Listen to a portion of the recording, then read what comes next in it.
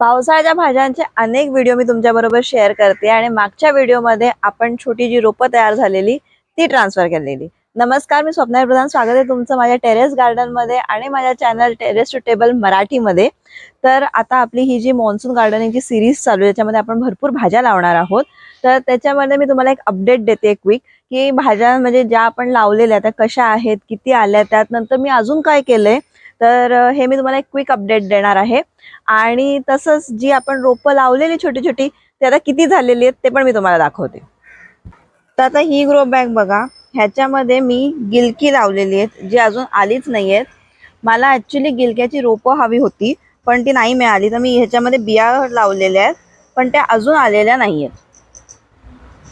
त्याच्यानंतर ह्याच्यामध्ये मी गवार पेरली आहे, छोटी छोटी येते पण अजून वेळ लागेल. म्हणजे जसं बघा हे आहे ना, ही गवारीचं छोटंसं आपलं आलेलं आहे, पण मला वाटतं ही येईल एक 2-4 दिवसात गवार सुद्धा येईल. त्यानंतर ही आपण लावलेली पापडी, ही तर मोठीवाली जी पापडी लावलेली आपण ती, आणि त्याच्या बाजूला पण छोटी आपण रोपं लावलेली ती आहेत. ही ह्याच्यात पण पापडी लावलेली आपण, हे बघा किती छान मोठी झाली आहे. अशी छान एकदम, हे बघा पकडलं बघा तिने मला.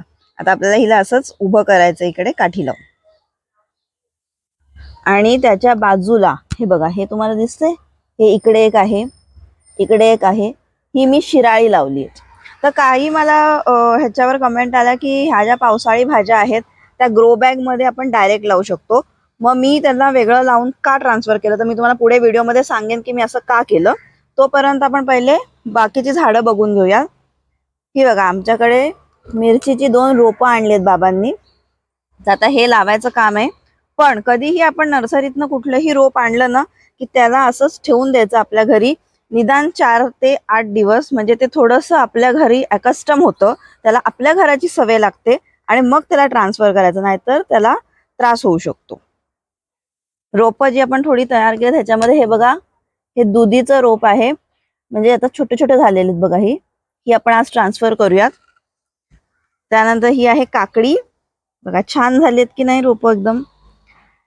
त्यानंतर ही आहेत कारली, कारली पण एकदम मस्त झालीत. ते पानं बघू शकता किती छान आहेत, किती हेल्दी आहेत बघा रोपं. हा, त्यानंतर आपण पुढे बघूयात, हे आहे पडवळ. तर पडवळ मला वाटतं परत अजून 2-4 बिया टाकलेल्या, 1-2 त्यातल्या आल्या तर मी ह्याच्यात लावेन, पण अजून नाहीये ते, अजून आज नाही लावता येणार, छोटे आहे ते. त्याच्यानंतर हे मी लावलेलं, हा आहे लाल भोपळा. मी लाल भोपळ्याच्या 4च बिया टाकलेल्या आणि सगळ्या जर्मिनेट झाल्यात बघा. किती छान आलाय बघा लाल भोपळा. हे तर आपलं पहिलेच पुदिना वगैरे पहिलेच होता. मग त्यानंतर भेंडी, भेंडी पण बघा तुम्ही किती सुंदर वाढली आहेत, मस्त झाली आहेत एकदम. भेंड्याची आपण शेतीच करणार आहोत जणू. हे बघा 3 ग्रो बॅग्स मध्ये भरपूर अशी आपल्याकडे भेंड्याची रोपं आहेत. तर आता मी तुम्हाला सांगते तुमच्या प्रश्नाचं उत्तर, की मी रोपं वेगळी का करून घेतली. काय होतं, बऱ्याच वेळा आमच्या इकडे पावसाळ्यामध्ये नक्की कळत नाही की पाऊस कधी येणार. त्याच्यानंतर कधी कधी खूप धो पाऊस येतो. म्हणजे तुम्हाला मी एक्झाम्पल देते मागच्या वर्षीचं. मागच्या वर्षी आमच्याकडे लवकर पाऊस आला, म्हणजे मे महिन्याच्या एंडला पाऊस आला. आम्ही जस्ट बियाणं घातलेलं, छोटी अगदी छोटी छोटी रोपं आलेली आणि धो पाऊस आला त्यावेळेला. मग अशा वेळेला काय होतं की मी ग्रो बॅग मध्ये जर का लावून ठेवलेलं असेल आणि ते जर का नीट मोठं नसेल झालं तर कधी कधी ते पावसाने खराब सुद्धा होतं. पण जर का मी छोट्या कंटेनर्स मध्ये लावलं असेल तर मी ते कंटेनर्स जे आहेत ते हलवू शकते, कुठल्या तरी थोड्या शेडी एरियामध्ये ठेवू शकते, किंवा जेव्हा ऊन येतं तेव्हा त्यांना मी बाहेर काढू शकते, त्यांची ग्रोथ नीट होते की नाही हे मी बघू शकते.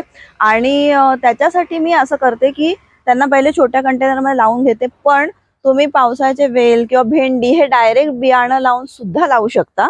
मी तुम्हाला ते सांगितलं कारण त्याच्यामुळे हे एक कारण आहे. आणि जेव्हा आपण ट्रान्सफर करतो ना तेव्हा रोप छान स्ट्रॉंग होतं, म्हणून मी ते ट्रान्सफर केलं. आता तुम्हाला मी अजून काही दाखवते. ही बघा, ही आपली आधीची मिरचीची झाडं आहेत ना, छान एकदम. पण ह्याचं आपल्याला कटिंग करायचंय थोडं. तर कसं करायचं, काय करायचं, ह्याच्यावर एक व्हिडिओ मी नक्की बनवेन. पण हे बघा, आपल्याकडे ऑलरेडी एवढी मिरचीची झाडं आहेत. आणि मग त्याच्यानंतर ही वांगी आहेत. वांग्यांमध्ये आपल्याकडे मिक्स वांगी आहेत, काही थोडी पर्पल अशी दिसणारी वांगी आहेत, पांढरी आहेत वांगी, काटेरी वांगी आहेत. पण काटेरी वांगी ना, हे बघा मी तुम्हाला दाखवते.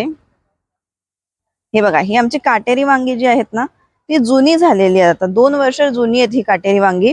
त्यामुळे बाबा काटेरी वांगी सुद्धा घेऊन आलेली आहेत, तर ती पण आपल्याला लावायला लागते. मी तुम्हाला ती पण पुढे व्हिडिओमध्ये दाखवेन. ही बघा वांगी बघा किती छान वाढलेली आहेत, सुंदर झाली आहेत वांगी पण. हे बघा केवढं मोठं झालं त्याचं रोप. आता मी हे कटिंग करेन, कसं करेन काय करेन तुम्हाला सगळं दाखवेन. तर तुम्ही चॅनलला सबस्क्राईब करा, म्हणजे हे व्हिडिओज आले की तुम्हाला लगेच नोटिफिकेशन मिळेल आणि तुम्ही हे व्हिडिओज बघू शकाल आणि तुम्ही सुद्धा असंच तुमचं छान टेरेस गार्डन बनवू शकाल. पावसाळ्याचा इफेक्ट बघा, पाऊस जसा पडला आपला आळू किती सुंदर झालाय बघा. हा आहे वडीचा आळू, फारच सुंदर झालेला आहे आळू, मस्त एकदम. आम्ही ह्याचं पूर्ण कटिंग केलेलं, ह्याला ट्रान्सफर केलं. ही ग्रो बॅग जी आहे ती मी ह्या वर्षी चेंज केली, आळूची ग्रो बॅग ही बघा. आणि ह्याच्यामध्ये काय सुंदर आळू ऑलरेडी आलेला आहे बघा. आता हे मी तुम्हाला सांगत होते ना, ही वांग्याची रोपं बाबांनी आणलेली आहेत. हे काटेरी वांग आहे, मला दाखवता आलं तर मी तुम्हाला दाखवते. हे बघा असे काटे असतात त्याला. तर ही सुद्धा मला लावायची आहेत. आता ह्याच्यासाठी मला एक ग्रो बॅग तयार करायला लागेल, किंवा 2 ग्रो बॅग, जसं पण जेवढी मोठी छोटी आहे त्याच्या हिशोबाने आपण लावू. इथे आपण लावलेलं आलं, तर मला असं वाटलं की ह्या वर्षी बहुतेक आलं येणार नाही, पण आज मी बघितलं सकाळी तर मला असं थोडंसं दिसलेलं आहे की हे आलंय. तर आता ह्याचं मला अजून खात्री नाही, कारण की ह्या वर्षीचं जे आलं होतं ना ते एवढं चांगलं नव्हतं मिळालं. आलं लावताना ना आलं चांगलं पाहिजे, स्ट्रॉंग पाहिजे, त्याला मस्त मोड आलेले पाहिजेत. तर तसं आलं मला मिळत नव्हतं आणि उशीर झालेला थोडा लावायला. पाऊस सुद्धा पडायला लागला, तर मला थोडा डाऊट होता की ते कुजेल का, ते येईल की नाही. पण आता मला दिसते आलेलं. ह्याच्यावर मी अपडेट तुम्हाला नक्की सांगेन की आलं आपलं कसं आलंय, येते की नाही येते, हे पण मी तुम्हाला सगळं सांगेन. पण आतापर्यंतचं हे सगळं आपलं गार्डनचं अपडेट आहे. चला आपण दुधी सुद्धा ट्रान्सफर करूया. चला आता आपण हे रोप ट्रान्सफर करूयात. तर बघा किती छान झालेलं आहे हे. आणि ह्याला ना एकदम अलगद हाताने काढायचं, म्हणजे ह्याची जे रूट्स असतात, जे ह्याचे बघा मी तुम्हाला दाखवते, छान एकदम मुळं डेव्हलप झालेत ना, ती खराब होता कामा नाही. किती सुंदर मुळं झालेत बघा डेव्हलप. चला आता आपण ह्याला ट्रान्सफर करूया. आणि रोप बघा किती हेल्दी आणि छान आहे. हे बघा छान असा खड्डा करून घेतलेला आहे मी ग्रो बॅग मध्ये. आणि आपण एकदा बघायचं माप. हे बघा हे थोडं खाली जाईल, त्यामुळे आपण इथे घेऊयात आणि आता ह्याला लावूयात.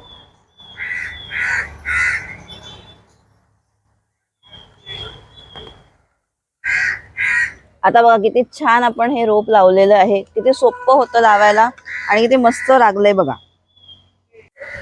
एकदा रोपं लावली की असं त्याला छान पाणी घालायचं. एक इम्पॉर्टंट टिप ती म्हणजे रोपं जनरली संध्याकाळी ट्रान्सफर करायची, उन्हात ट्रान्सफर करायची नाहीत. हे बघा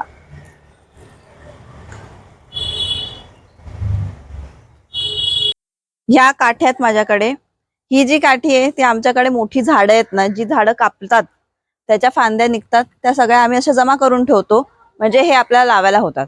ह्या काठ्या ज्या आहेत त्या मी ऑनलाईन मागवलेल्या, अमेझॉनवरनं मागवलेल्या. पण मी 2-3 मला वाटतं 3 वर्ष का 4 वर्ष आधी मागवलेलं हे. आता अवेलेबल आहे की नाही मला चेक करायला लागेल. पण ही काठी डेफिनेटली आपल्याला, जर का आपल्याकडे अशी असेल झाडं असतील मोठी, तर काढून घेतली तुम्ही तरी चालेल. आणि तुमच्याकडे आजूबाजूला झाडच नाहीये, तुमचीच टेरेस आहे, तर तुम्हाला अशा काठ्या ऑनलाईन मागवायला लागतील. तर चला आता मी तुम्हाला दाखवते की आपण पापडी कशी उभी करणार आहोत.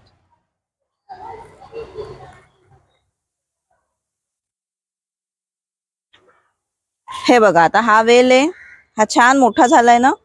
तर इथे मी सपोज एक लावली, तर ह्याला असं व्यवस्थित खाली घालायचं. अजून लागणार आहेत काठ्या, मी आज तुम्हाला फक्त हे दाखवते.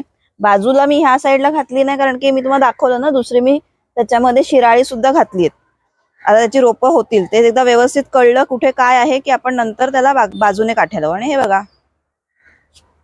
ह्याला असं मस्तपैकी आपण काठीवर चढवलंय. आता हा छान ह्याच्यावरनं चढेल.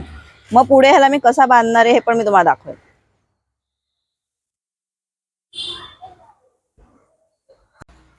बरं आजच्या व्हिडिओमध्ये एक गोष्ट तुम्हाला दाखवायचीच राहिली, तुम्ही बघितली असेल आतापर्यंत, नोटीस केली असेल की माझ्या मागे असं हे स्ट्रक्चर दिसतंय, ते मी तुम्हाला व्यवस्थित दाखवेन.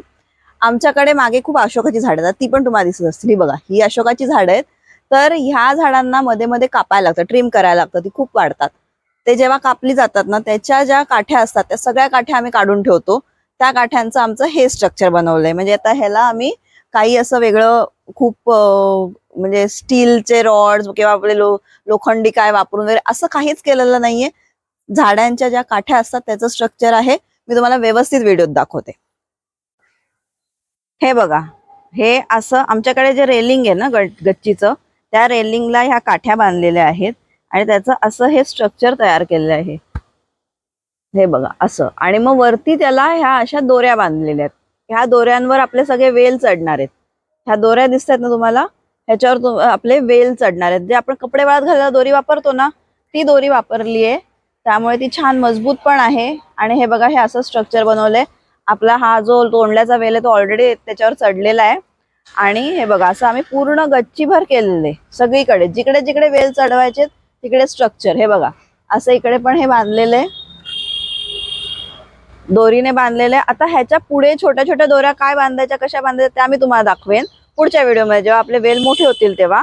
पण तोपर्यंत बघा, हे असं स्ट्रक्चर बनवलंय. तर तुम्हाला पण आता ही सगळी तयारी करायची असेल तर तुम्ही करू शकता. हे बघा, आता ह्याच्यावरनं आपल्याला वेल चढवायचे आहेत आणि असं छान वरती सगळं आपल्याला पूर्ण वेल चढून हे पूर्ण ग्रीन होतं आमचं म्हणजे टेरेस. असं बनवायचं आता ह्या वर्षी सुद्धा. तर मी तुम्हाला दाखवेन. पुढचे व्हिडिओज बघत राहा नक्की. गार्डनसाठी पुढचे व्हिडिओज नक्की बघा. त्यात तुम्हाला जर का काही शंका असेल तर कमेंट्स करा. आणि तुम्हाला जर का माझे व्हिडिओज आवडत असतील तर त्यांना लाईक करा. तसंच माझ्या चॅनलला सबस्क्राईब करा, म्हणजे तुम्हाला व्हिडिओ आल्यावर लगेच नोटिफिकेशन मिळेल. आणि तुम्हाला जर का माझे व्हिडिओज आवडत असतील तर त्यांना हाईप सुद्धा करा, म्हणजे ते जास्तीत जास्त लोकांपर्यंत पोहोचतील, जास्तीत जास्त लोकांना ही माहिती मिळेल. आणि तुमच्या फ्रेंड्स रिलेटिव्हमध्ये हे खूप जास्ती शेअर करा. जेवढे जास्ती शेअर कराल तेवढ्या जास्ती आपल्या व्हिडिओला व्ह्यूज मिळतील. जर का जास्ती व्ह्यूज मिळाले तर मला त्याच्यावर तुमचे कमेंट्स आल्यावर पण कळेल की तुम्हाला अजून काय बघायचंय. तर मला कमेंट्स नक्की करा आणि लाईक सुद्धा नक्की करा. आता भेटूया आपण नेक्स्ट व्हिडिओमध्ये. तर काय आपलं अपडेट असेल ते मी तुम्हाला नेक्स्ट व्हिडिओमध्ये दाखवेन. तोपर्यंत बाय बाय.